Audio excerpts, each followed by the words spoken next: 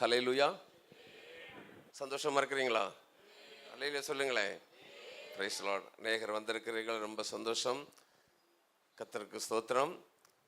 அந்த நாளிலும் உங்கள் மத்தியில் நிற்க தேவனாகிய கர்த்தர் செய்த கிருபைக்காக ஆண்டவருக்கு ஸ்தோத்திரம் செலுத்துகிறேன். நல்ல நல்ல பாடல்கள் நம்ம கேட்குறோம், சரிதானே? நல்ல பாடல்கள், நல்ல ஆராதனை, எவ்வளவு பிளஸ்ஸிங்காக இருக்குது, எவ்வளோ ஆசீர்வாதமாக இருக்குது. இதில் நீங்கள் நேரமே வந்து எல்லாரும் கலந்து கொள்ளும்படி அன்புடன் கேட்டுக்கொள்ளுகிறோம். நம்ம தேசத்திற்காக ஜெபிக்கிறோம், ஒவ்வொரு குடும்பங்களுக்காக ஜெபிக்கிறோம், சபைகளுக்காக ஜெபிக்கிறோம், ஆளுகிறவர்களுக்காக ஜெபிக்கிறோம், சரிதானே?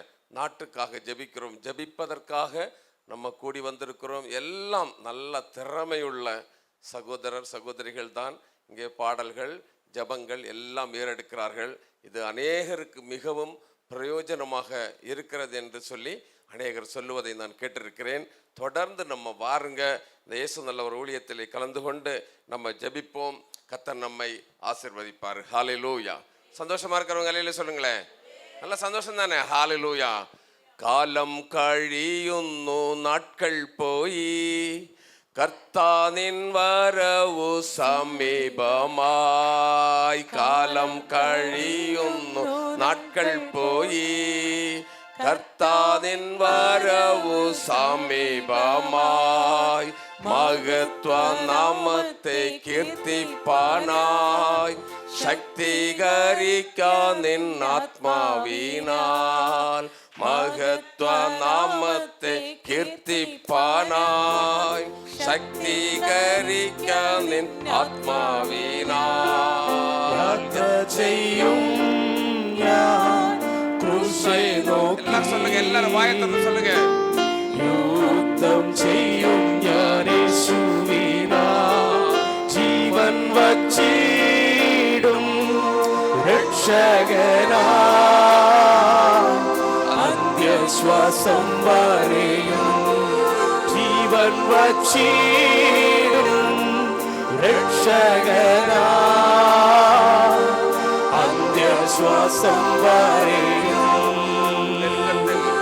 നെരുക്കത്തിനൊപ്പം ഞാൻ തിന്നാലും, കഷ്ടത്തിൻ കണ്ണുനീർ കുടിച്ചാലും, തേകി ദുഃഖത്താശ്രയിച്ചെന്നാലും, എല്ലാം പ്രതികൂലമായെന്നാലും യാത്ര ചെയ്യും ഞാൻ ക്രൂശെ നോക്കി.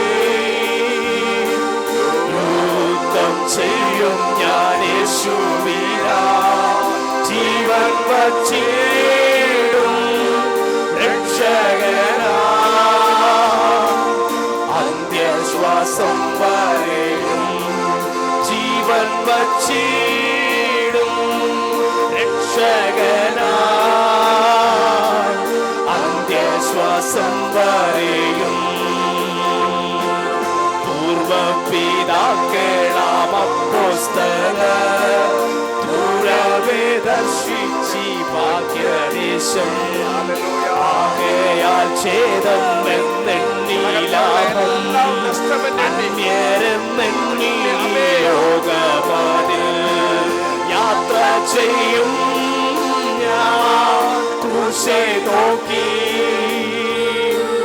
യുദ്ധം ചെയ്യും ഞാൻ യേശുവിനാൽ, ജീവൻ വച്ചിടും രക്ഷകനായി.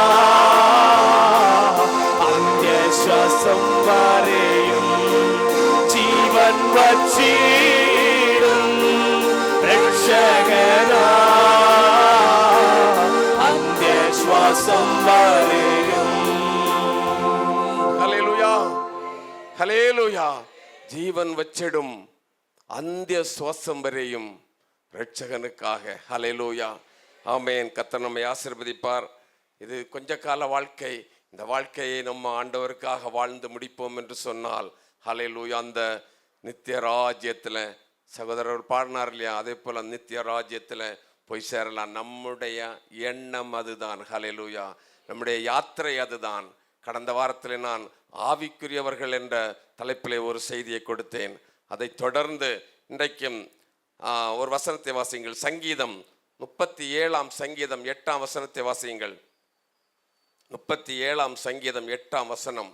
கோபத்தை நெகிழ்ந்து உக்கிரத்தை விட்டுவிடு, பொல்லாப்பு செய்ய ஏதுவான எரிச்சல் உனக்கு வேண்டாம். வேண்டாம். கோபத்தை நெகிழ்த்து உக்கிரத்தை விட்டுவிடு. நம்முடைய வாழ்க்கையிலே விட்டுவிட வேண்டிய சில காரியங்கள். நாம் ஆவிக்குரியவர்கள், சரிதானே? பரலோகம் செல்வதற்காக காத்திருக்கிற நாம் ஹல்லேலூயா ஜெபித்து ஆத்துமாக்களை ஆதாயம் பண்ணி அவர்களையும் அழைத்து கொண்டு நம்ம பரலோகத்துக்கு செல்ல வேண்டும் என்ற ஒரு கூட்டம், ஆவிக்குரிய கூட்டம். இப்படி இருக்கிற நம்முடைய வாழ்க்கையிலே சும்மா நம்ம பாட்டு கேட்டோம், ஜெபம் பண்ணினோம், அது மட்டுமல்ல, நாமும் என்ன செய்ய வேண்டும்? பந்தய பொருளை பெற்றுக்கொள்ள வேண்டும், சரிதானே? அவர் அழைக்கும் பொழுது, நம்ம செல்லும் பொழுது, அவர் நம்முடைய பெயர் சொல்லி அழைக்கும் பொழுது நாம் அவரிடத்திலிருந்து அந்த பந்தய பொருளை பெற்றுக்கொள்ள வேண்டும். அப்படி வேண்டும் என்று சொன்னால் இந்த உலகத்தில் வாழுகிற நாட்களிலே நாம் விட வேண்டிய சில காரியங்களை விட்டுவிட வேண்டும். அதனால தான் கோபத்தை நெகிழ்த்து உக்கிரத்தை விட்டுவிடு. நம்ம விட்டுவிட வேண்டிய சில காரியங்கள் நம்முடைய வாழ்க்கையில உண்டு, அதை விட்டுவிட வேண்டும். காரணம் என்னவென்று சொன்னால், நாம் பிரித்தெடுக்கப்பட்டவர்கள், சரிதான்? நம்ம தனித்து வாசம் பண்ணுகிற ஒரு கூட்டம். ஹல்லேலூயா. பிலேயாம் இஸ்ரவேல் ஜனங்களை பார்த்து அன்றைக்கு சொன்னான், இவர்கள் பிரித்தெடுக்கப்பட்ட கூட்டம், தனித்து வாசம் செய்கிற கூட்டம் என்று சொல்லி சொன்னான். அதே போல நாமும் தனித்து வாசம் செய்கிற ஒரு கூட்டம். அப்படி வாழுகிற நம்ம அந்த பரலோக ராஜ்யத்துக்கு போக வேண்டும் என்று சொன்னால், இந்த உலகத்தில் வாழும் பொழுது விட வேண்டிய சில காரியங்களை விட வேண்டும். 2-3 குறிப்புகளை நான் உங்களுக்கு சொல்லி அதை முடித்து விடுகிறேன். ஒன்று, நீதிமொழிகள் 28 அதிகாரம் 13 வசனத்தை வாசியுங்கள். நீதிமொழிகள் 28 அதிகாரம் 13 வசனம். தன் பாவங்களை மறைக்கிறவன் வாழ்வடைய மாட்டான், அவைகளை அறிக்கை செய்து விட்டு விடுகிறவனோ இரக்கம் பெறுவான். ஹல்லேலூயா. தங்கராஜ் சார் அவர்கள் முதலிலேயே அதைத்தான், அந்த பாயிண்டை தான் சொன்னார். ஹல்லேலூயா. அப்போ நினைச்சேன், இது ஆண்டவருடைய சித்தமான ஒரு செய்தி தான். வேதம் சொல்லுகிறது, தன் பாவங்களை மறைக்கிறவன் வாழ்வடைய மாட்டான், அதை அறிக்கை செய்து என்ன செய்ய வேண்டும்? விட்டுவிட வேண்டும். இப்போ ஒன்றாவது நம்ம என்ன செய்ய வேணும்? பாவத்தை விட்டு விலக வேண்டும். பரலோகம் போகணுன்னா, அவருடைய ராஜ்யத்தில் போகணுன்னா, இந்த உலக வாழ்க்கையில நாம் பாவத்தை விட்டு விலக வேண்டும். ஹல்லேலூயா. ஆமென். அது சிறிதாக இருந்தாலும் சரி, பெரிதாக இருந்தாலும் சரி, கர்த்தருக்கு பிரியமில்லாத காரியம் எதுவோ நம்முடைய வாழ்க்கையில இருந்தா அதை விட்டு விலக வேண்டும். ஆகான் உங்களுக்கு தெரியும் இல்லையா? ஆகானுடைய வாழ்க்கையில ஒரு பாவம் இருந்தது, சரிதானே? அவன் மறைத்தான், எடுக்கக்கூடாததை எடுத்தான். நடந்தது என்ன? அவன் கல்லறிந்து கொல்லப்பட்டான் என்று வேதம் சொல்லுகிறது. ஹல்லேலூயா. அதுவே நம்முடைய வாழ்க்கையில நம்ம பரலோகம் செல்ல வேண்டிய கூட்டம், நம்ம என்ன செய்ய வேண்டும்? பாவத்தை விட்டு விலக வேண்டும். தாவீதுடைய வாழ்க்கையை பார்ப்போம். தாவீதை ஆண்டவர் சொன்னார், எப்போ? பிரியமான தாசன் என்று சொன்னார். எனக்கு பிரியமானவன் என்று சொன்னான் ஆண்டவர். சொன்னார் தாவீதே. காரணம் என்ன? நம்ம அவனை பார்க்கும் பொழுது அவனுடைய வாழ்க்கையில் அவன் ஒரே ஒரு பாவத்தை தான் ஆண்டவருக்கு பிரியமில்லாதபடி அவன் செய்தான். அதை நாத்தான் தீர்க்கதரிசியின் மூலம் அவன் உணர்த்தப்பட்ட பொழுது அவன் என்ன செய்தான்? வாசியுங்கள். 51 சங்கீதம் 4 வசனத்தை வாசித்து பாருங்கள். 51 சங்கீதம் 4 வசனம். தேவரீர் ஒருவருக்கே விரோதமாக நான் பாவம் செய்தேன். உமது கண்களுக்கு முன்பாக பொல்லாங்கானதை நடப்பித்தேன். நீர் பேசும்போது உம்முடைய நீதி விளங்கவும், நீர் நியாயம் தீர்க்கும் போது உம்முடைய பரிசுத்தம் விளங்கவும் இதை அறிக்கையிடுகிறேன். பாருங்க, அறிக்கை செய்தான். ஹல்லேலூயா. தாவீது அவனுடைய வாழ்க்கையிலே அவன் பாவம் செய்த பொழுது, ஒரு தீர்க்கதரிசியால் உணர்த்தப்பட்ட பொழுது அவன் என்ன செய்தான் தெரியுமா? ஆண்டவரே, இந்த பாவத்தை மன்னியும் என்று சொல்லி அவன் அறிக்கையிடுகிறான். அறிக்கையிட்டு நீங்க எங்க படிச்சு பாருங்க, அதற்கு பின்பு தாவீது அப்படிப்பட்ட எந்த ஒரு பாவமும் செய்ததாக சொல்லப்படவில்லை. அதற்கப்புறம் தாவீது ஆண்டவர் சொல்லுகிறார், என்னுடைய பிரியமானவன். ஒரு சிலரைத்தான் ஆண்டவர் பிரியமானவர் என்று சொன்னார். தானியேலை பிரியமானவர் என்று சொன்னார். ஆபிரகாமை சொல்லி இருப்பார். இப்படி ஒரு சிலரைத்தான் சொன்னார். அந்த கூட்டத்தில் தாவீதை சொன்னான். காரணம் என்ன? அவன் பாவங்களை அறிக்கையிட்டு விட்டு விட்டான். நாமும் நம்முடைய வாழ்க்கையிலே இந்த பாவங்களை என்ன செய்ய வேண்டும்? அறிக்கை செய்து விட்டுவிட வேண்டும். அதை தொடரக்கூடாது. அது ஒரு சிறிய பொய்யாக இருந்தாலும் சரி, ஏதோ ஒரு காரியம் நம்முடைய வாழ்க்கையில இருந்தால், ஒரு கசப்பான காரியம் நம்முடைய வாழ்க்கையில இருந்தால், ஆண்டவர் சொல்றாரு, அதை நீ விட்டு விலகு. ஹல்லேலூயா. அந்த பாவத்தை விட்டு விலகு. அறிக்கை செய்து விட்டுவிட்டால் கர்த்தர் இரக்கம் செய்வார். வேதம் சொல்லுக, தன் பாவத்தை மறைக்கிறவன் வாழ்வடைய மாட்டான். அதை அறிக்கை செய்து விட்டு விடுகிறவனோ இரக்கம் பெறுவான் என்று வேதம் சொல்லுக. அதனால நாம் பாவத்தை விட்டு விலக வேண்டும். பாவம் இருக்கிற இடத்துல நம்ம இருக்கக்கூடாது. ஆண்டவர் சொல்றார், அவர் பாவத்தை பார்க்க மாட்டாத சுத்த கண்களை உடையவர். பாவியை நேசிக்கிறார். எந்த பாவியா இருந்தாலும் சரி, அவரிடத்துல வந்தா அவரை நேசிக்கிறவர் தான் நம்முடைய ஆண்டவர். ஆனால் பாவத்தை வெறுக்கிறார். ஹல்லேலூயா. அதனால தான் ஆண்டவர் சொல்லுகிறார், பாவத்தை விட்டு விலக வேண்டும். பாவத்தை விட்டு விலகி பரிசுத்தமாய் நம்ம இந்த உலகத்திலே வாழுகிற வாழ்க்கை வாழ்ந்தால் எக்காலம் தொனிக்கும் பொழுது அவரோடு கூட செல்ல முடியும். அதுதான் ஆவிக்குரிய வாழ்க்கை. ஹல்லேலூயா. விட்டு விலகு. ஆவிக்குரியவன் விட்டு விலக வேண்டிய காரியங்கள். ஒன்று, பாவத்தை விட்டு விலக வேண்டும். இரண்டாவதாக வாசியுங்கள் அப்போஸ்தலர் 8ஆம் அதிகாரம் 22ஆம் வசனத்தை வாசியுங்கள். அப்போஸ்தலர் 8ஆம் அதிகாரம் 22ஆம் வசனம். ஆகையால் நீ உன் துர்க்குணத்தை விட்டு மனம் திரும்பி தேவனை நோக்கி வேண்டிக்கொள். ஒருவேளை உன் இருதயத்தின் எண்ணம் உனக்கு மன்னிக்கப்படலாம். துர்க்குணத்தை விட்டு விலகணும். ஹல்லேலூயா. எல்லாரும் கவனிக்கிறீங்களா? துர்க்குணத்தை விட்டு விலகணும். அதுதான் ஆவிக்குரியவன். அதுதான் ஆவிக்குரிய வாழ்க்கை. ஆண்டவரை ஆராதிக்கிறவனுக்கு துர்க்குணமே இருக்கக்கூடாது. ஹல்லேலூயா. ஆமென். பொய் சொல்லுதல், ஏமாற்றுதல், மற்றவர்களை குறை கூறுதல், இப்படிப்பட்ட துர்க்குணங்கள் நம்முடைய வாழ்க்கையில இருக்கக்கூடாது. இங்கே காணுவது அங்கே சொல்லுவது, அங்கே காணுவது இங்கே சொல்லுவது. ஹல்லேலூயா. மற்றவர்களை பற்றி இவர்களிடத்தில் இந்த துர்க்குணங்கள் வேதம் சொல்லுகிறது. நான் சொன்னேன்னா என்னுடைய கருத்து இல்லை. அப்படி என்ன சாந்திச்சு அப்படித்தானே? ஒரு 10 வருஷம் ஆச்சா இங்க வந்து நிறைய வருஷம் ஆச்சு, தெரியல. சரி, நான் சங்கராய் சாருக்கிட்ட ஒரு நாளைக்கு சொன்னேன், அது வந்து ரொம்ப நாள் ஆச்சு, கொஞ்சம் ஃபோன் பண்ணுங்கன்னு சொல்லி. ஹல்லேலூயா. வாருங்க, அந்த உயர்ந்தல ஒரு ஊழியத்தை நீங்க வந்து நேசிங்க. இதை அப்படியே நேசிங்க. கர்த்தர் உங்களை நேசிப்பாரு. ஹல்லேலூயா. உங்களை ஆசீர்வதிப்பாரு. இதுல வந்து நிறைய பேர் ஆசீர்வதிக்கப்பட்டிருக்கிறாங்க. இதுல ஜெபத்துல கலந்து கொண்டு ஆசீர்வதிக்கப்படாமல் போனவர்கள் ஒருவரும் இல்லை. ஹல்லேலூயா. திட்டமாக சொல்ல முடியும். கர்த்தர் உங்களுக்கு ஜீவன் தந்திருக்கிறார் இல்லையா? சுகம் தந்திருக்கிறார் இல்லையா? பலன் தந்திருக்கிறார் இல்லையா? ஹல்லேலூயா. நடக்க, உண்ண, உடுக்க, எல்லாம் தந்திருக்கிறார் இல்லையா? அப்புறம் ஏன் வந்து ஜெபிங்க? செவ்வாய்க்கிழமை தோறும் ஒரு நாள் தானே. ஹல்லேலூயா. ஜெபிங்க, கர்த்தர் உங்களை ஆசீர்வதிப்பாரு. ஹல்லேலூயா. அதுதான் நம்ம என்ன செய்ய வேண்டும். இரண்டாவது என்ன செய்ய வேண்டுமாம்? துர்க்குணத்தை விட்டு விலக வேண்டும். ஹல்லேலூயா. ஆமென். நம்முடைய வாழ்க்கையில துர்க்குணம் இருக்கும் என்று சொன்னால் எக்காலம் தொனிக்கும் பொழுது எழும்பி செல்ல முடியாது. அதனால் நம்ம என்ன செய்ய வேண்டும்? இவற்றையெல்லாம் விட்டு விலக வேண்டும். ஹல்லேலூயா. இப்போ மொர்தெகாய்க்கு எதிராக ஆமான் துர்க்குணமாக என்ன செய்தான்? ஒரு கழுகு மரத்தை உண்டாக்கினான். இப்படித்தானே கழுகு மரத்தை உண்டாக்கினான். எப்படியாவது மொர்தெகாய் இந்த கழுகு மரத்தில் தூக்கி போடணும் என்று சொல்லி எல்லாரும் சேர்ந்து ஒரு துர்க்குணமாக ஒரு சம்பவத்தை நிறைவேற்றினார்கள். ஆனால் ஜெபிக்கிறவனுக்கு முன்பாக, ஆராதிக்கிறவனுக்கு முன்பாக, கர்த்தரை தேடுகிறவனுக்கு முன்பாக துர்க்குணமாக அவங்க உருவாக்கப்பட்டது நிறைவேற்றப்படவில்லை. சரிதானே? ஹல்லேலூயா. ஆமென். மொர்தெகாய்க்கு எதிராக ஆலோசனை பண்ணின காரியம் வாய்க்கப்படவில்லை, வாய்க்காமல் போச்சு. அதனால தான் நம்ம துர்க்குணம் செய்தால் அதில் அவன் தான் விழுவான். ஆமான் தான் அதில் என்ன செய்யப்பட்டான்?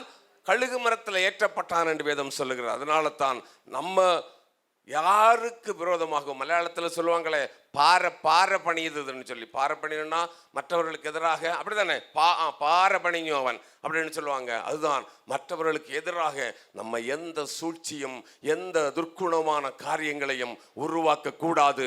காரணம் என்ன?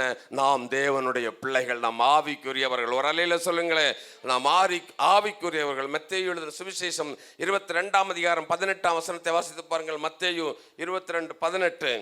நம்முடைய வாழ்க்கையில ஒரு ஆவிக்குரியவன், இயேசுவை அறிந்தவன், அவருடைய வருகைக்கு காத்திருக்கிற நம்ம எப்படி வாழ வேண்டுமா? வாசியுங்கள். இயேசு அவர்கள் துர்க்குணத்தை அறிந்து மாயக்காரரே, நீங்கள் என்னை ஏன் சோதிக்கிறீர்கள்? வரிக்காசை எனக்கு காண்பியுங்கள் என்றார். அவர்கள் ஒரு பணத்தை அவரிடத்தில் கொண்டு வந்தார்கள். அப்பொழுது அவர், இந்த சுரூபமும் மேலெழுத்தும் யாருடையது என்று கேட்டார். ராயனுடையது என்றார்கள். அதற்கு அவர், அப்படியானால் ராயனுடையதே ராயனுக்கும் தேவனுடையதே தேவனுக்கும் செலுத்துங்கள் என்றார். அப்போது இயேசுவிடத்துல கூட துர்க்குணத்தோட கேள்விகளை கேட்டாங்க. சரிதானே? அப்போ நம்மளையும் அது போல கேட்பாங்க.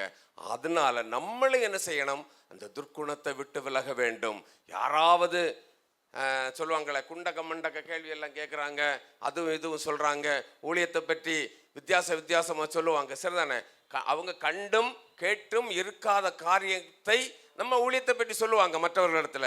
அப்படி இல்லை, இப்படி இல்லை, பொய்யாய் பிரச்சனைகள் பிரச்சாரங்கள் செய்வார்கள். அதை நம்ம என்ன செய்யக்கூடாது? கண்டுக்க கூடாது. ஹல்லேலூயா, ஆமென். அவற்றை நம்ம கேட்கவும் கூடாது. அதற்கு அப்படி சொல்லும் பொழுது நம்ம என்ன செய்யணும்? ஆண்டவருடைய சமூகத்தில் ஜெபிக்கணும் அதிகமாய். ஆண்டவரே, எனக்கு எதிராக உருவாக்கப்படும் ஆயுதங்கள் ஒன்றும் வாய்க்காமலே போக பண்ணுவேன் என்று சொல்லியிருக்கிறேன். எங்களுக்கு எதிராய், எங்களுடைய வாழ்க்கைக்கு எதிராய், எங்களுடைய பிள்ளைகளுக்கு எதிராய், எங்கள் குடும்பங்களுக்கு எதிராய் உருவாக்கப்படுகிற எல்லா ஆயுதங்களையும் நீர் வாய்க்காமலே போக பண்ண வேண்டும் என்று சொல்லி நம்ம ஆண்டவரிடத்துல ஜெபிக்க வேண்டும். ஆமென். அதனால தான் நம்ம யாருக்கும் எந்த காரியத்திலையும் மற்றவர்களுக்கு நம்ம பொல்லாப்பு செய்கிறவர்களாக இருக்கக்கூடாது. 1 கொரிந்தியர் 5ஆம் அதிகாரம் 8ஆம் வசனத்தை வாசித்து பாருங்கள். நம்ம எப்படி இருக்க வேண்டுமாம்? 1 கொரிந்தியர் 5ஆம் அதிகாரம் 8ஆம் வசனம்.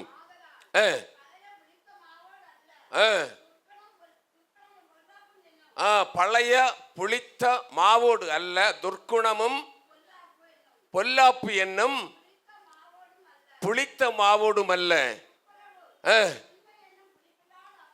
நம்ம எப்படி இருக்கணுமா? துப்புரவு உண்மை என்னும் புளிப்பில்லாத அப்பத்தோடு. ஹல்லேலூயா. புளிப்பு, பழைய புளித்த மாவு அனுபவம், பழைய அனுபவங்கள். ஒரு காலத்துல நம்ம ஆண்டவரை அறிவதற்கு முன்பாக சில காரியங்கள் செய்திருப்போம். அதெல்லாம் புளித்து போன ஒரு வாழ்க்கை. ஹல்லேலூயா. அந்த வாழ்க்கையை நம்ம விட்டு விலகி எப்படி வாழ வேண்டுமாம்? துப்புரவு. ஹல்லேலூயா. துப்புரவான ஒரு வாழ்க்கை, பரிசுத்தமான ஒரு வாழ்க்கை, அன்பு நிறைந்த ஒரு வாழ்க்கை, சமாதானம் நிறைந்த ஒரு வாழ்க்கை. உங்கள் வீட்டிலும் சரி, வெளியிலும் சரி, எந்த இடத்திலும் சரி, நீங்கள் செல்லும் பொழுதும் வரும் பொழுதெல்லாம் உங்களுடைய உள்ளத்தில் இருக்க வேண்டியது தெரியுமா? நான் ஒரு ஆவிக்குரியவன், நான் ஒரு புளிப்பில்லாத வாழ்க்கை வாழ வேண்டும், ஒரு அன்பான வாழ்க்கை வாழ வேண்டும், ஒரு சமாதானமான வாழ்க்கை வாழ வேண்டும், ஒரு சந்தோஷம் நிறைந்த ஒரு வாழ்க்கை வாழ வேண்டும் என்று சொல்லி உங்களுடைய இருதயத்தில் எண்ணமாக இருக்க வேண்டும். அதுதான் ஆண்டவர் சொல்றாரு, துர்க்குணத்தை, சகல துர்க்குணத்தை விட்டு விலக வேண்டும். துர்க்குணம் என்று சொன்னால் பழைய புளித்த அனுபவங்கள், பழைய பேச்சுக்கள், பழைய கிண்டல்கள், கேலிகள், இவைகளை எல்லாம் விட்டு விலகினால்தான் எக்காலம் கேட்கும் பொழுது செல்ல முடியும். ஹல்லேலூயா. இனி காலம் செல்லாது, அவருடைய வருகை மிக சமீபம். ஆயத்தம் ஆகிக்கொள்ளுங்கள். அதற்குத்தான் இந்த பாடுகள் படுகிறார்கள். ஏன்? காடும் மலையும் ஏறி கஷ்டப்பட்டு இவ்வளவு பாடுகள், உபத்திரவங்கள், நிந்தைகள். இதில் பாடுகளும் உபத்திரவங்களும் பணமில்லாத சூழ்நிலைகள் வரலாம், ஆனால் நிந்தைகள் ஏராளம் வரும். இந்த நிந்தைகளும் சகித்து ஏன் ஓடுகிறார்கள் தெரியுமா?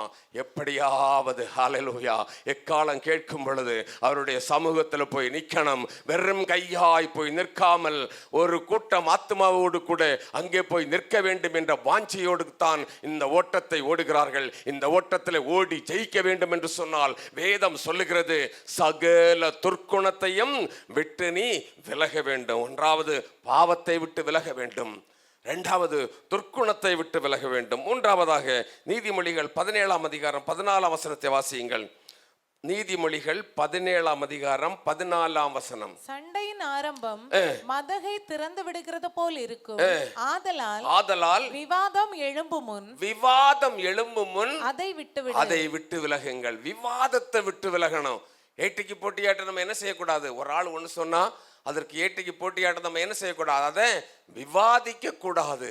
விவாதம் சொற்களின் மிகுதியினால் பாவம் பெருகும். சரிதானே? அப்போ நம்ம இப்படி விவாதித்து வரும் பொழுது நமக்குள்ள இருக்கிற பரிசுத்தம் எங்க போகும்? காணாமல் போய்விடும். ஹல்லேலூயா. விவாதம் வரும் பொழுது கொஞ்சம் அதிகம் பேசும்போது வேற வார்த்தைகள் வரும். அப்படி வரும் பொழுது நமக்குள்ள இருக்கிற என்ன செய்யும்? பரிசுத்தம் போய்விடும். ஹல்லேலூயா. குறைந்து சமாதானம் போய்விடும். என்ன பாருங்க, சமாதானம் போய்விடும், சந்தோஷம் போய்விடும். அதனால தான் ஆண்டவர் சொல்கிறார், ஒரு ஆவிக்குரிய பிள்ளை, பரலோகம் போக வேண்டிய ஒரு பிள்ளை எந்த விவாதத்துக்கும் போகக்கூடாது. அது மாமியாரா இருக்கலாம், மருமகளா இருக்கலாம், உங்க வீட்டில் உள்ளவங்களா இருக்கலாம், யாராக இருக்கலாம், பக்கத்தில் உள்ளவங்க யாராக இருக்கலாம். யாரிடத்திலையும் நம்ம கிறிஸ்தவ வாழ்க்கையிலே விவாதத்தை விட்டு விலகி வாழ வேண்டும். வாழ்ந்தால்தான் எக்காலம் துணிக்கும் பொழுது போக முடியும். நீதிமொழிகள் 18:6 வாசிங்க. நீதிமொழிகள் 18:6 நீதிமொழிகள்.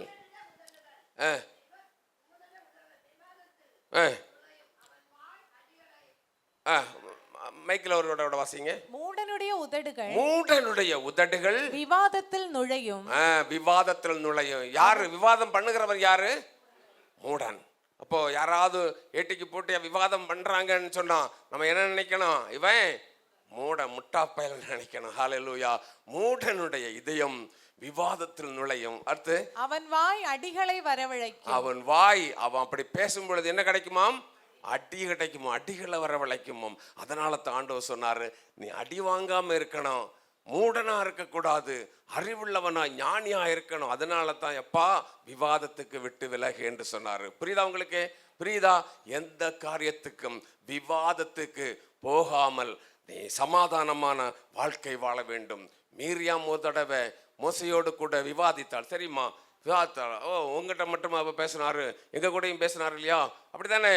மீரியாம் விவாதத்தை உண்டு பண்ணினாள். நடந்தது என்ன தெரியுமா? அவள் குஷ்டரோகியாக்கப்பட்டாள், பாளையத்துக்கு புறம்பாக தள்ளப்பட்டாள். ஹல்லேலூயா.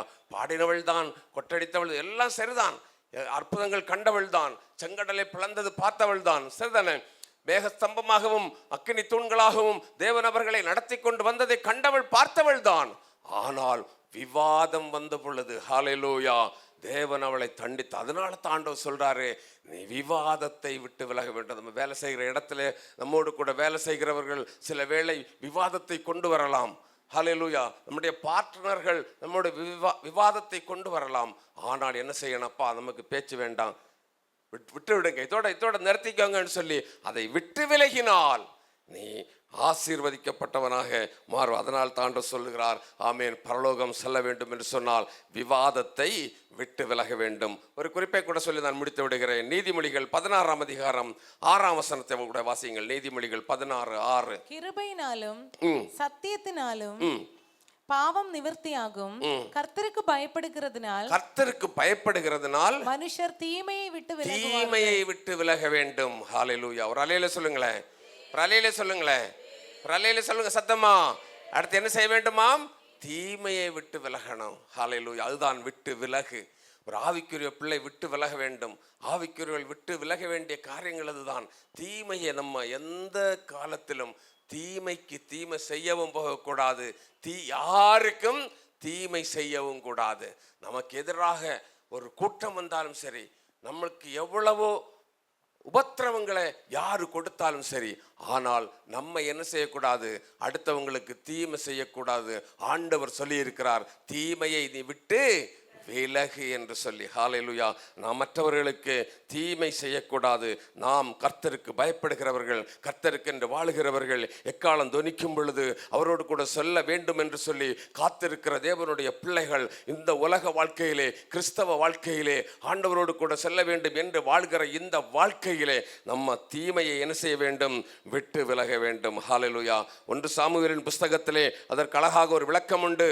24ஆம் அதிகாரம் 17ஆம் வசனத்தில் பாருங்க, சவுலு தாவீதுக்கு தீமை செய்ய நினைத்தான். சரிதானே?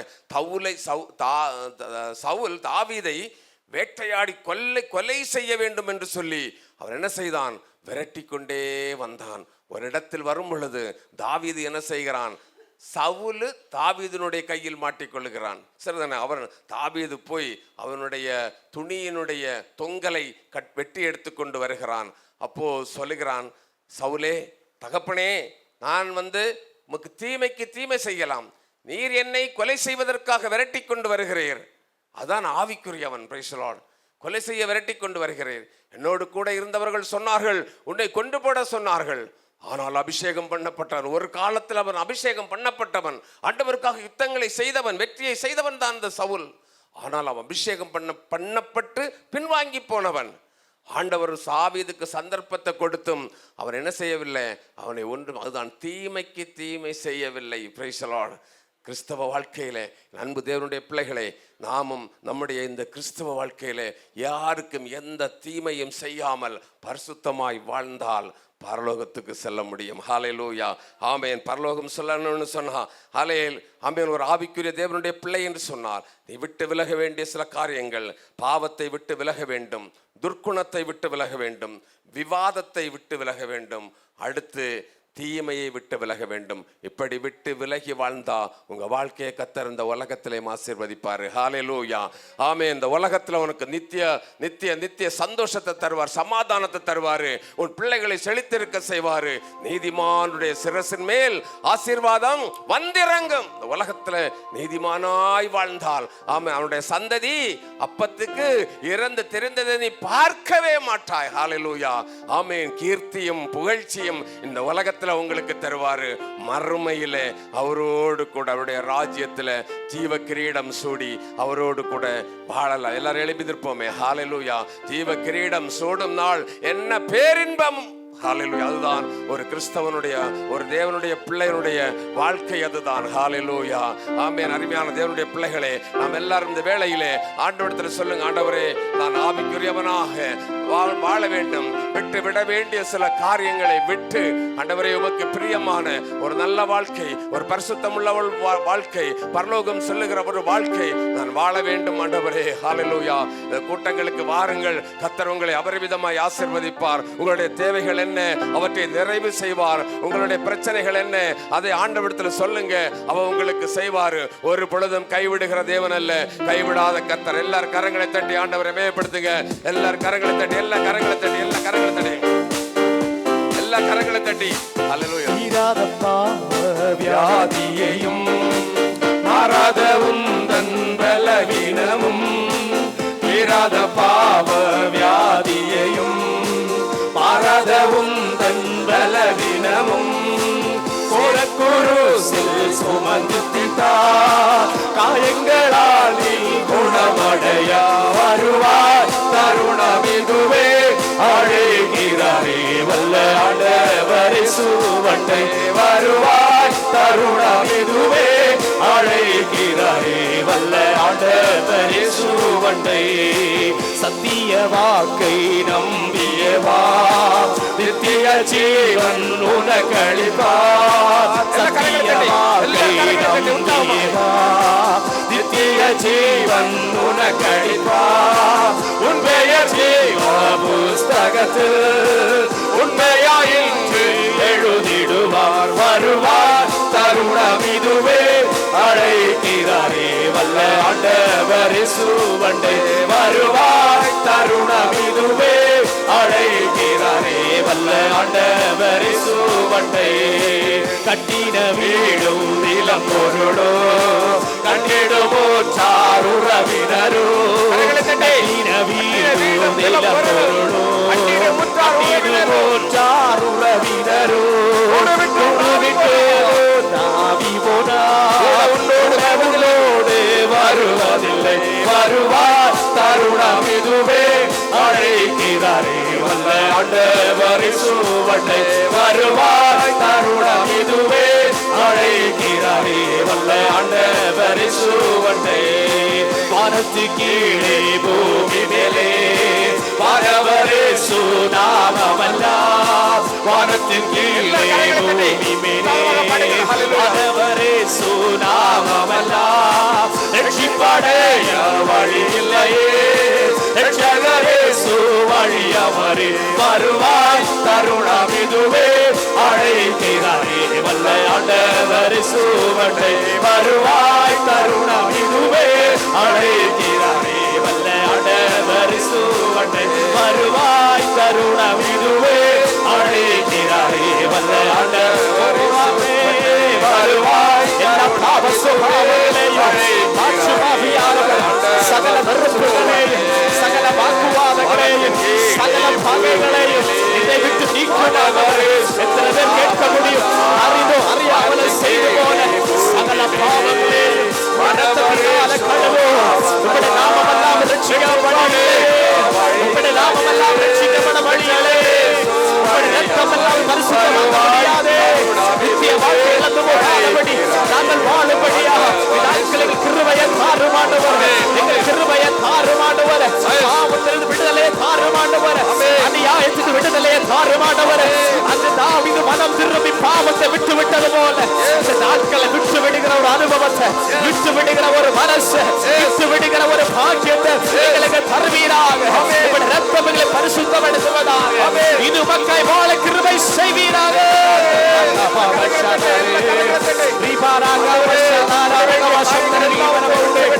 Yes, yes, I know. Hallelujah, hallelujah.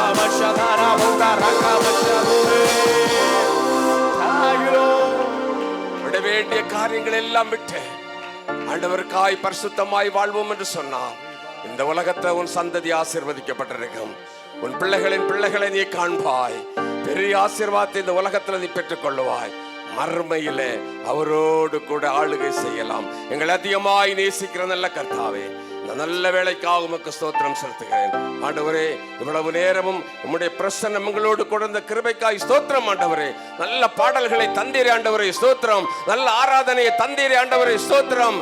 நல்ல ஜபத்தை ஏறெடுக்க கிருபை தந்தீரே ஸ்தோத்திரம். அதற்காக அவர்களை பலப்படுத்தினீரே ஸ்தோத்திரம். ஆண்டவரே, ஆலோசனைகள் கொடுத்தீரே ஸ்தோத்திரம். நல்ல செய்தியை தந்தீரே உமக்கு ஸ்தோத்திரம். ஆண்டவரே, நாங்கள் விட வேண்டிய காரியத்தை விட்டு ஆண்டவரே வருகிற நாட்களிலே உமக்காக அதிகம் வாழ ஆண்டவரே எங்களுக்கு கிருபை செய்து அருள வேண்டும் என்று ஜெபிக்கிறேன். ஆண்டவரே கர்த்தாவே, வியாதியோடு இருக்கிற பிள்ளைகளை இயேசு கிறிஸ்துவின் நாமத்திலே விடுதலையாக்க வேண்டும் என்று ஜெபிக்கிறோம்.